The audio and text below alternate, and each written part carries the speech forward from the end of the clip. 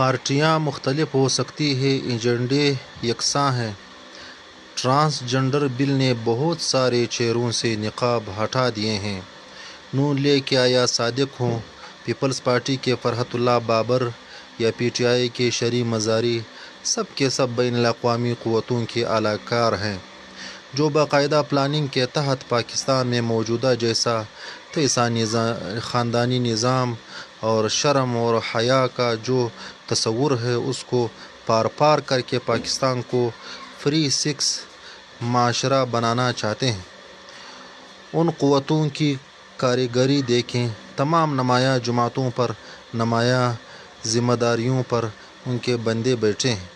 جو وقتاً فوقتاً پاکستانی معاشرے میں ہیں، بے غیرتی کا ذکر کو گولنے میں اپنا کردار ادا کرتے ہیں۔ پیپلز پارٹی اور نون لیگ تو اعلانیہ سیکولرزم کی پرچار ہیں، لیکن عمران خان صاحب جو ریاست مدینہ کے سب سے بڑے داعی ہیں، ان کے لیے کیفیت ضرورت لمحہ فکریہ ہے کہ ان کی پارٹی جو پاکستان کا مطلب کیا لا الہ الا اللہ کے نعرہ لگاتی ہے، پاکستان کی اسلامی تشخص اور اسلامی معاشرے میں بگاڑ کے بین الاقوامی ایجنڈے کی معاون ہے۔ ہم درست طور پر یہ سمجھتے ہیں کہ اگر وہ اس روشن کو بدلنے اور ایسے ناہنجار عناصر سے جان چھڑانے میں ناکام ہیں تو پھر ان کے نعرہ حقیقی نہیں کہ دین سے محبت کو استعمال کر کے سیاسی مفادات کے حصول کا ایک طریقہ ہے۔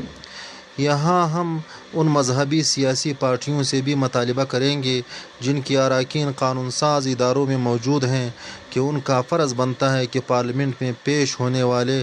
ہر قانون کا نہ صرف یہ کہ خود بغور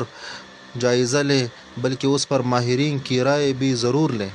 اور ایک اور اہم ترین بات، جو مسئلہ قرآن و سنت سے متعلق کسی قانون کا ہو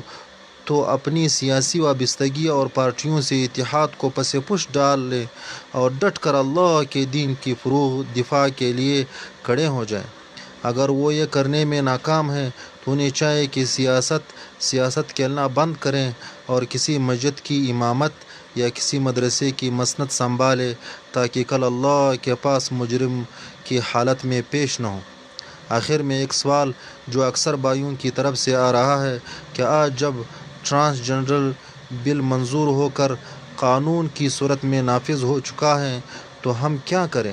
تو اس کا جواب یہ ہے کہ آپ جہاں ہیں یا جس بھی نظم کا حصہ ہیں، پوری قوت سے آواز اٹھائیں۔ سوشل میڈیا آج بہت بڑا ہتھیار ہے، اسے استعمال کریں اور وہ عوامی دباؤ بنائیں کہ جس کی سبب ہمارے غلام حکمران اللہ کی اس بغاوت سے باز آ جائیں۔